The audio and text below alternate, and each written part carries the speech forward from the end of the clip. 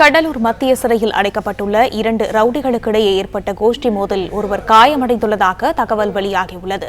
இதை பற்றின மேலும் விவரங்களை எமது செய்தியாளர் லெசிராஜா வழங்க கேட்கலாம். லெசிராஜா, வணக்கம். விவரங்கள் என்ன பகிரலாம்? கடலூர் மத்திய சிறையில் 2 கைதிகளிடையே மோதல் ஏற்பட்டது. இன்று பரபரப்பு ஏற்பட்டது. கடலூர் முதநகர் அருகே உள்ள கேப்டமலையில் மத்திய சிறைச்சாலை உள்ளது. இங்கு 800க்கும் மேற்பட்ட விசாரணை மற்றும் தண்டனை கைதிகள் அடைக்கப்பட்டுள்ளனர். இங்கு சென்னை திருவல்லிக்கேணியைச் சேர்ந்த அழகுமுத்து என்பவரும், நெய்வேலி அருகே உள்ள வடகுத்து பகுதியைச் சேர்ந்த கோபி. இந்த நிலையில் இன்று காலை இருவரும் இடையே வாக்குவாதம் ஏற்பட்டு ஒருவரை ஒருவர் தாக்கிக் கொண்டதாக கூறப்படுகிறது. இதை பார்த்த சிறை காவலர் அங்கு சென்று இருவரும் விலகிவிட்டனர். ரவுடி கோஷ்டிக்கு இடையே ஏற்பட்ட இந்த மோதலில் நெய்வேலி சேர்ந்த ராஜா என்ற கைதி காயமடைந்தார்.